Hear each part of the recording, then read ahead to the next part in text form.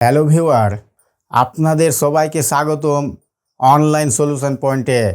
আজকের ভিডিওটি খুবই গুরুত্বপূর্ণ, বিশেষ করে তাদের জন্য যারা অন্নপূর্ণা যোজনার টাকা পেয়েছেন কিন্তু তারা ডিলিটেড ভোটার, আপিল এখনও নিষ্পত্তি হয়নি, অর্থাৎ এখনও আপিলের অবস্থায় রয়েছে।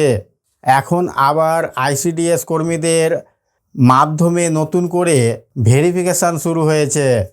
কেন এই ভেরিফিকেশান হচ্ছে, কারা করবেন, আর কি কি নথি জমা দিতে হতে পারে, সবটাই আজকের ভিডিওতে বিস্তারিত আলোচনা করব। চলুন জেনে নেওয়া যাক। বন্ধুরা, শুরুতে জানানো হয়েছিল যে যাদের ভোটার লিস্টের নাম ডিলিটেড হয়েছে কিন্তু তারা আপিল করেছেন, তারাও এই অন্নপূর্ণা যোজনার সুবিধা পাবেন।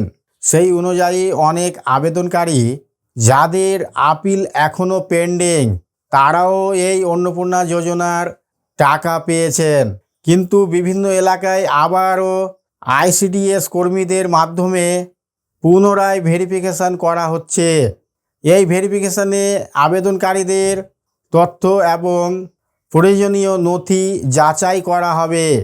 আইসিডিএস কর্মীরা বাড়ি বাড়ি গিয়ে অথবা তাদের নির্দিষ্ট কেন্দ্রে নথি সংগ্রহ করছেন।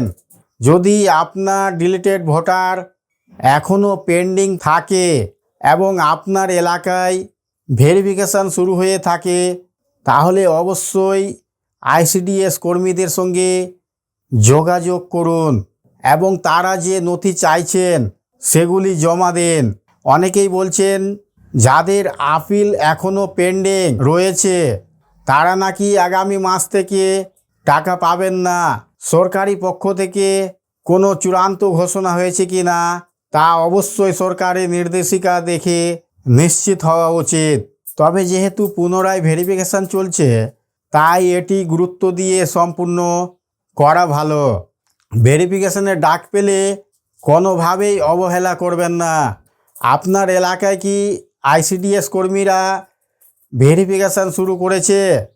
আপনার আপিল এখনও কি পেন্ডিং নাকি সমাধান হয়েছে? কমেন্ট করে অবশ্যই জানান।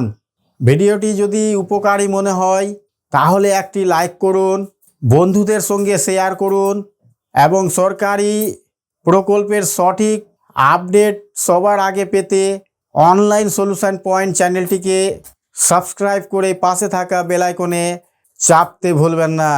ধন্যবাদ। আবার দেখা হবে পরবর্তী কোনো নতুন আপডেটের সঙ্গে।